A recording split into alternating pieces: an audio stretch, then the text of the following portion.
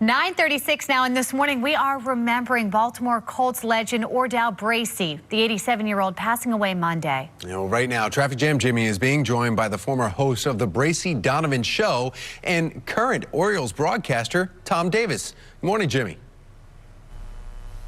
Good morning, Tom. I want to do a little disclaimer before we talk about the late, great Ordell Braase. Tom and I have worked together, 30 years, Tom? At least since 1989. I know that for sure on the calendar. So I've been behind the camera, and he is in front of the camera, and it is kind of different, and I'm honored that I'm interviewing Tom. So it's kind of weird, too. But, Tom... Let me just say this. He's a great director, and he's directed my shows by taking me out to the ball game, Touchdown Baltimore, for years. I mean, the first show we started was called Sports Beat back in May 1989. So he's been wonderful to me, making sure everything works right. All right, well, let's talk about the late, great Ordell Braase. You hosted the show, Braase Donovan and fans, and share some of your memories of that. Well, it was sort of like I was the laugh track, and Donovan was the joke teller, and Ordell was the only sane one there on the show.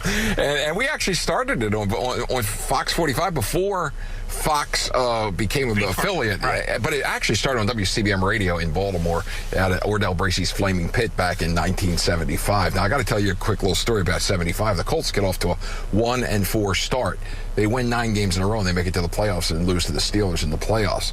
The show was in... Braase had this restaurant, which was the old Padonia Station. Now it's up in York and Padonia. It was called for Flaming Pit. Well, anyway, he opened it up, and the fans started coming in. As the weeks got better, the Colts got better that year. They had a limit of, you could put 300 people in there. And one night they had to bring the fire department in to count the people because there were so many people. Wow. They were getting attached to the Colts. But the one thing about Braase that I'll always remember is what he did in his career after he was an excellent football player. He was the right defensive end, overshadowed by Gino Marchetti on the left side. But he did a show with Jack Dawson on Channel 2 on Sunday nights after the Colts played. Donovan always told him he should be a Hall of Famer. Oh, truthfully. He was an excellent player. And a man outside of football, he worked for Penske with my brothers. Right. He was just an outstanding individual. Yeah, and a good person. I mean, really a nice person. And when you see him and his size, what he was, compared to the players today. I mean, you know, the size of the players today and how they bulk up in so much.